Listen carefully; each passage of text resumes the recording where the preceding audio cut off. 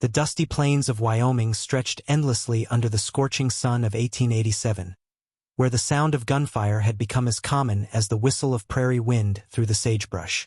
In the small frontier town of Cheyenne Ridge, where wooden buildings stood like weathered sentinels against the harsh landscape, a young woman named Sarah Mackenzie had made a decision that would change everything. She wasn't like the other girls who spent their days tending to household chores and dreaming of marriage. Sarah had secrets that ran deeper than the Missouri River, and a past that haunted her like the ghosts of fallen warriors. The morning had started like any other in the Wyoming Territory, with cattle lowing in the distance and the smell of bacon drifting from the boarding house kitchen. But by noon, the streets would run red with blood, and Sarah Mackenzie would take her last breath on what the locals would later call the bloodiest battlefield in Cheyenne Ridge history. Yet this wasn't the end of her story. It was just the beginning of a mystery that would unravel like a tumbleweed in a tornado, revealing secrets that had been buried deeper than gold in the Colorado mountains. Sarah Mackenzie wasn't her real name, though she'd been using it for the past 3 years. Born Elizabeth Catherine Thornton in the bustling city of San Francisco, she'd fled west after witnessing something that powerful men would kill to keep hidden. Her father, Judge Harrison Thornton, had been one of the most respected men in California until the night she saw him accepting a leather satchel full of money from a man with cold gray eyes and a scar running from his left ear to his jaw. That man was Dutch Morrison, leader of the most ruthless gang of outlaws west of the Mississippi, and what Sarah had witnessed was the beginning of a corruption that reached all the way to the governor's mansion. The night she saw her father shake hands with Dutch Morrison, Sarah's world crumbled like a house of cards in a windstorm. She'd always believed her father was an honest man, fighting for justice in a land where law was often decided by whoever had the fastest draw. But the leather satchel contained more than money. It contained a list of names, judges, sheriffs, politicians, all of them bought and paid for by Morrison's gang. Sarah had managed to steal that list before fleeing into the night, and for 3 years, she'd been running from men who wanted her dead. Now, living under an assumed name in Cheyenne Ridge, Sarah had thought she'd found safety. She worked as a seamstress during the day and helped the local doctor with injured patients in the evenings. The townspeople knew her as a quiet, hard-working woman who kept to herself, but they had no idea that she could shoot a rifle better than most men and had learned to track through the wilderness like an Apache scout. These skills had kept her alive during her years on the run, but they wouldn't be enough to save her from what was coming. The trouble started when a stranger rode into town on a black stallion, his face hidden beneath the brim of a weathered hat. He called himself Jake Sullivan, claiming to be a cattle buyer from Texas, but Sarah recognized something in his walk, something in the way he carried himself that made her blood run cold. She'd seen enough dangerous men to know one when she saw him, and Jake Sullivan had death written in every line of his body. What she didn't know was that Dutch Morrison had finally tracked her down, and Jake Sullivan was his best hunter, a man who'd never failed to bring in his prey. For 3 days, Jake Sullivan moved through Cheyenne Ridge like a wolf studying a herd of sheep. He visited the saloon, spoke with the shopkeepers, and even attended Sunday service at the small wooden church. To everyone else, he seemed like a polite, well-mannered gentleman, but Sarah noticed how his eyes never stopped moving, how he seemed to catalog every face, every building, every possible escape route. She knew he was looking for someone, and she had a sinking feeling that someone was her. The confrontation came on a Wednesday morning when the town was buzzing with preparations for the annual Harvest Festival. Sarah was delivering a repaired dress to Mrs. Henderson when she saw Jake Sullivan standing outside the seamstress shop, his hand resting casually on the grip of his Colt revolver. Their eyes met across the dusty street, and in that moment, both knew that 3 years of running had come to an end. Sullivan smiled, but it was the smile of a rattlesnake preparing to strike. Sarah didn't run. She'd learned long ago that running only delayed the inevitable, and she was tired of looking over her shoulder every day of her life.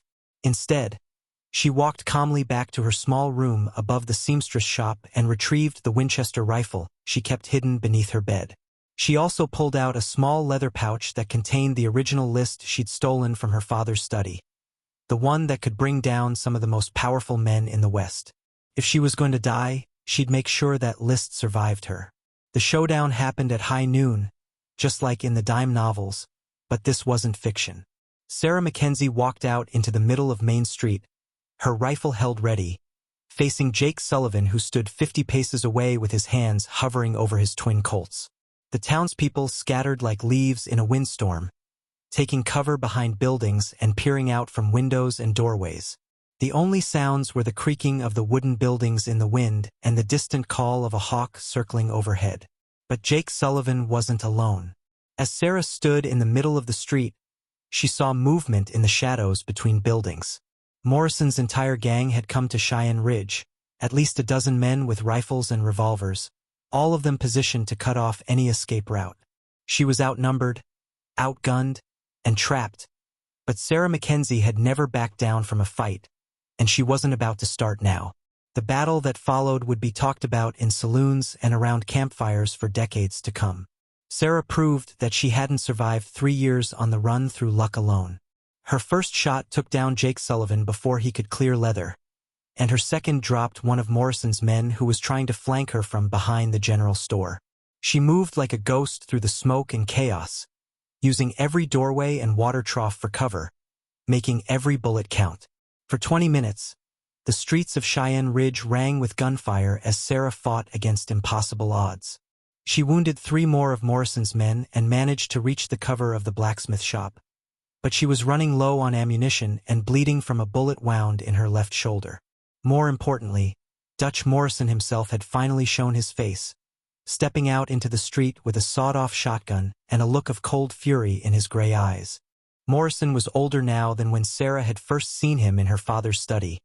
His hair had gone white and his face was lined with scars, but he moved with the deadly grace of a man who'd killed more people than he could count. He called out to Sarah, offering her a chance to surrender, promising her a quick death if she'd just hand over the list that had caused him so much trouble. But Sarah Mackenzie had seen what Dutch Morrison did to people who crossed him, and she knew his promises were worth less than fool's gold. The final confrontation came as Sarah made a desperate run for her horse, hoping to escape into the Badlands, where she might have a chance of survival. She almost made it. Her hand was actually touching the saddle when Morrison's shotgun roared like thunder.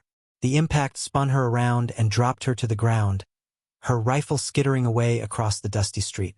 As she lay there, feeling her life bleeding out onto the Wyoming earth, Sarah thought about her father and wondered if he'd ever known the price of his corruption. Dutch Morrison walked over to where Sarah lay dying, his boots stirring up small clouds of dust with each step. He knelt down beside her, his scarred face showing no emotion as he searched through her pockets for the list that had cost him 3 years of hunting. But as his hands moved over her clothing, Sarah used the last of her strength to whisper something that made Morrison's blood run cold. The list wasn't on her. It was hidden somewhere safe, and unless he kept her alive, he'd never find it. But it was too late. Sarah Mackenzie took her last breath as the sun reached its peak overhead, her green eyes staring sightlessly at the vast Wyoming sky. Dutch Morrison stood up slowly, realizing that he'd made a terrible mistake. Without Sarah alive to tell him where she'd hidden the list, he was no closer to solving his problem than he'd been 3 years ago. In fact, he was worse off because now every lawman in the territory would be looking for the men who'd shot up Cheyenne Ridge. Here's where the story takes its first unexpected turn. As Morrison and his men prepared to ride out of town, a lone figure appeared on the horizon, riding hard toward Cheyenne Ridge. It was Thomas Mitchell, owner of the largest ranch in the Wyoming Territory, a man known for his integrity and his skill with both cattle and guns. Mitchell had heard the gunfire from 15 miles away and had ridden to investigate, bringing with him 6 of his most trusted ranch hands. Thomas Mitchell was not a man to be trifled with.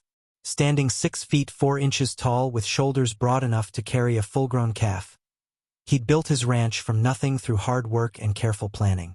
He'd also served as a captain in the Union Army during the Civil War, where he'd learned that sometimes a man had to fight for what was right, even when the odds were against him. When he rode into Cheyenne Ridge and saw the bodies scattered in the street, his jaw tightened with controlled anger. Morrison tried to bluff his way out, claiming they were lawmen pursuing a dangerous criminal, but Mitchell wasn't fooled. He'd seen enough crooked badges and false authority to recognize the real thing, and Dutch Morrison and his gang were definitely not the real thing. More importantly, Mitchell recognized Sarah from his occasional visits to town, and he knew she was no dangerous criminal. She was a quiet, hard-working woman who'd helped patch up more than one of his ranch hands after bar fights and riding accidents. The second gunfight was shorter but no less deadly than the first. Mitchell and his men were experienced fighters, and they had the advantage of cover and superior positions. More importantly, they were fighting to protect their town and their people, while Morrison's gang was just trying to escape with their skins intact. Within 10 minutes, half of Morrison's men were dead or wounded, and Dutch Morrison himself was trapped behind an overturned wagon with bullets whistling over his head. In the end, Morrison managed to escape with only 3 of his men, riding hard toward the Montana border with Mitchell's ranch hands in pursuit. But he left behind more than just dead gang members. He left behind a mystery that would haunt Thomas Mitchell for months to come. As Mitchell knelt beside Sarah's body, checking for any signs of life, he noticed something strange. Her lips were moving, almost as if she was trying to speak, even though she'd clearly taken her last breath. Mitchell leaned closer, and to his amazement, he heard the faintest whisper of breath. Sarah Mackenzie wasn't quite dead yet, though she was so close to the edge that most people would have given her up for lost. Without hesitation, Mitchell scooped her up in his arms and carried her to his horse, shouting for his men to follow him back to the ranch as fast as their horses could carry them. He'd seen men survive worse wounds during the war, but it would take a miracle to save Sarah's life. The ride back to Mitchell's ranch was a race against time. Sarah drifted in and out of consciousness, mumbling words that Mitchell couldn't quite make out. Sometimes she called for her father, other times she spoke about a list and men in San Francisco who wanted her dead. Mitchell didn't understand what she was talking about, but he knew she was carrying secrets that went far deeper than a simple case of mistaken identity. At the ranch, Mitchell's housekeeper, Maria Santos, took charge of Sarah's care. Maria had been a nurse during the war and had seen more bullet wounds than most doctors. She worked through the night, cleaning Sarah's wounds and doing everything possible to keep her alive. For 3 days, Sarah hovered between life and death, her fever raging like a wildfire while she spoke in delirium about corruption and murder and men who wore badges but served only themselves. On the 4th morning, Sarah Mackenzie opened her eyes to find herself staring at the rough-hewn ceiling of a ranch house bedroom. Sunlight was streaming through gingham curtains, and she could hear the sound of cattle lowing in the distance. For a moment, she thought she was dreaming, but the pain in her shoulder and the clean smell of laundered sheets told her this was real. She was alive, though she had no idea how or why. Thomas Mitchell was sitting in a chair beside her bed, his weather-beaten face showing relief when he saw her eyes focus on him. He'd been taking shifts with Maria, watching over Sarah around the clock, partly out of Christian charity but mostly because he was deeply curious about the woman who'd fought an entire gang of outlaws in the middle of Main Street. In all his years on the frontier, he'd never seen anything quite like Sarah Mackenzie's courage under fire. As Sarah slowly recovered her strength, she found herself in an impossible situation. Thomas Mitchell had saved her life, but she couldn't tell him who she really was or why Morrison's gang had been hunting her. The list she'd stolen was still hidden in Cheyenne Ridge, sewn into the lining of an old coat she'd left in her room, but she didn't dare go back for it while Morrison was still alive. More importantly, she found herself drawn to Thomas Mitchell in a way that both thrilled and terrified her. Mitchell was unlike any man Sarah had ever known. He was strong without being brutal, intelligent without being condescending, and honest in a way that reminded her of what she'd once believed about her father. During her recovery, he would sit with her in the evenings, telling stories about his ranch and his dreams for the future of Wyoming Territory. He spoke of building schools and churches, of bringing civilization to the frontier without losing the freedom that made the West special. But Sarah knew that her presence at the ranch put everyone in danger. Dutch Morrison was still out there somewhere, and he wouldn't give up his hunt for the list that could destroy him. As long as she stayed with Thomas Mitchell, she was putting him and his people at risk.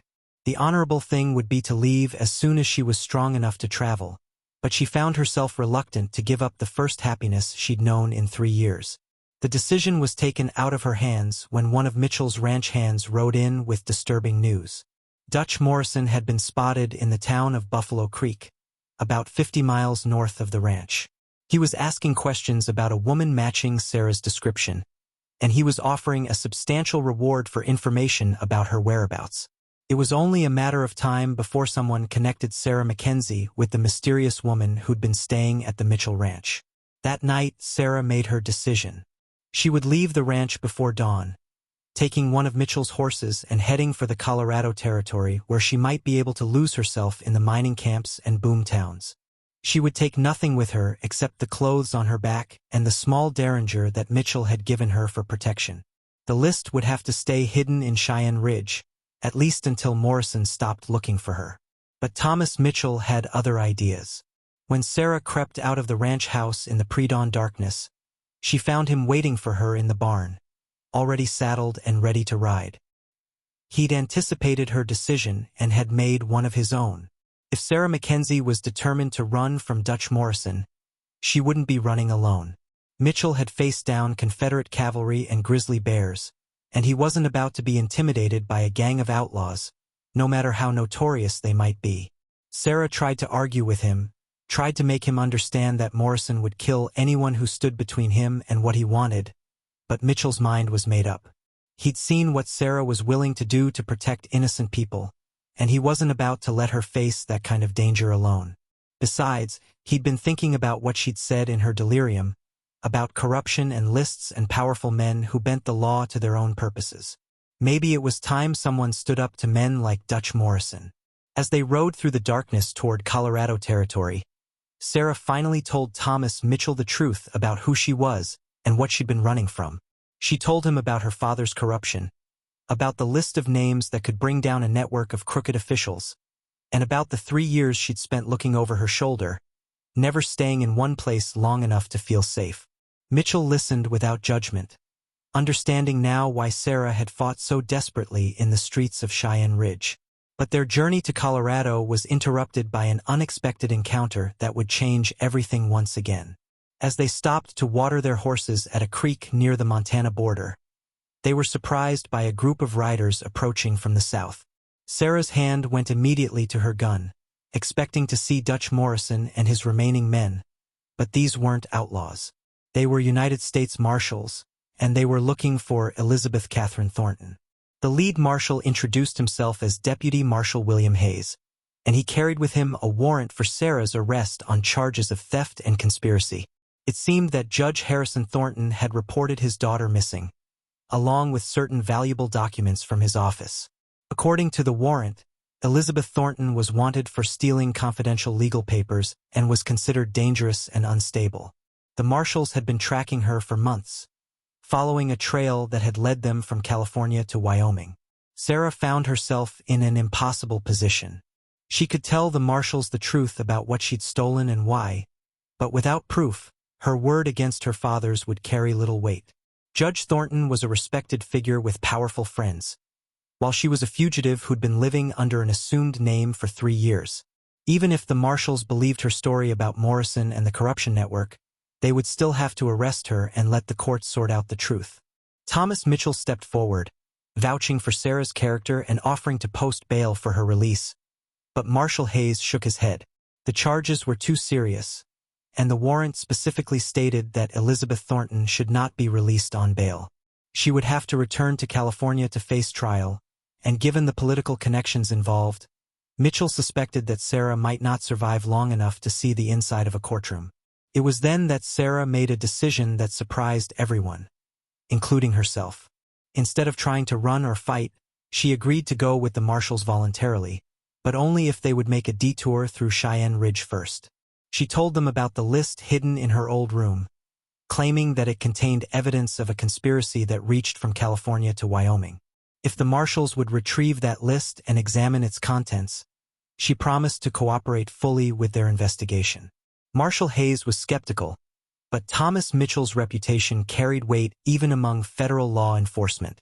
Mitchell had served his country with honor during the war, and his word was respected throughout the territory.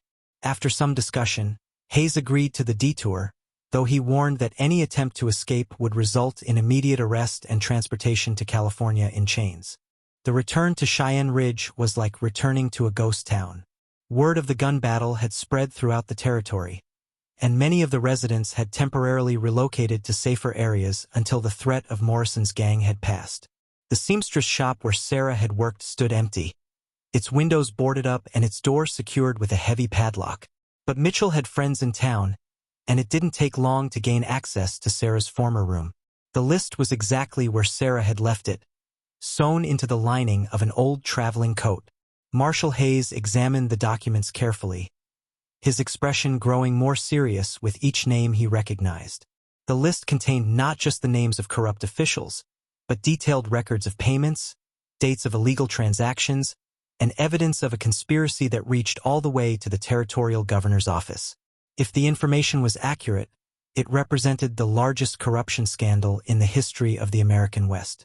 But even as Marshal Hayes realized the significance of what he was holding, Dutch Morrison was planning his final move against the woman who had caused him so much trouble.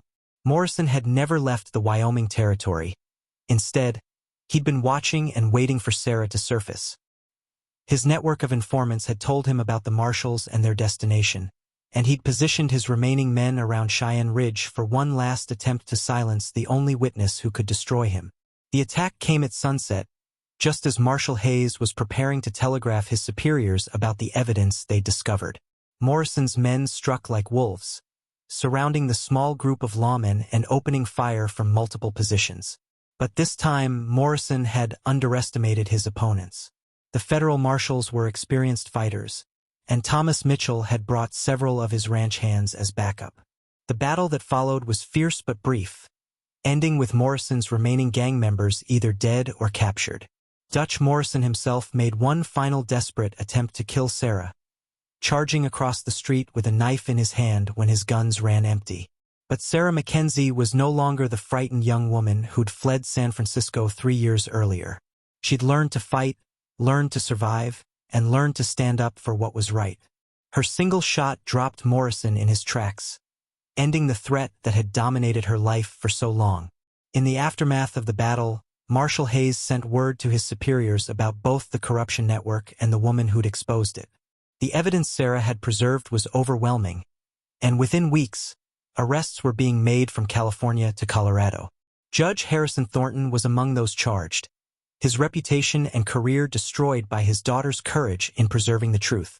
Sarah Mackenzie, whose real name was Elizabeth Catherine Thornton, found herself in an unusual position. Instead of facing charges for theft, she was being hailed as a hero who'd exposed one of the largest corruption scandals in American history. The federal government offered her protection and a new identity, but Sarah had already found what she was looking for in the honest eyes of Thomas Mitchell. Thomas Mitchell proposed to Sarah on the front porch of his ranch house, with the sun setting over the Wyoming mountains and the sound of cattle settling down for the night. He offered her not just his love, but a chance to build something good and honest in a land that desperately needed both. Sarah said yes without hesitation, knowing that her long journey from fear to courage had finally brought her home. Their wedding was held in the small church in Cheyenne Ridge, with half the territory in attendance. Marshal Hayes served as one of the witnesses, along with Maria Santos and several of Mitchell's ranch hands. The townspeople who'd watched Sarah fight for her life in their streets now celebrated as she began a new chapter as Mrs. Sarah Mitchell. As the years passed, Sarah and Thomas built more than just a successful ranch. They helped establish schools and churches throughout the territory, fought for statehood, and raised 3 children who grew up believing that courage and integrity were the most important qualities a person could possess. Sarah never forgot the price of corruption, and she made sure her children understood that freedom and justice were worth fighting for. The list that had caused so much trouble was eventually donated to the Territorial Archives, where it served as a reminder of what could happen when good people remained silent in the face of evil. Sarah's story became legend in the Wyoming Territory, inspiring other women to stand up for themselves and their beliefs, even when the odds seemed impossible. Dutch Morrison was buried in the Cheyenne Ridge Cemetery under a simple wooden marker, his dreams of power and corruption dead with him.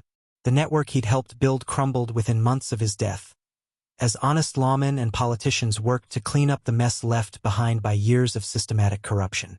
Thomas Mitchell lived to see Wyoming achieve statehood, and he served 2 terms in the territorial legislature before retiring to focus on his family and his ranch. He never regretted the day he'd ridden hard toward the sound of gunfire in Cheyenne Ridge, because that ride had brought him the love of his life and a purpose greater than himself. Sarah Mitchell lived to be 87 years old, long enough to see automobiles replace horses and electric lights replace oil lamps. She told her story to her grandchildren and great-grandchildren, making sure they understood that sometimes the most important battles are fought not by armies, but by individuals who refuse to compromise their principles.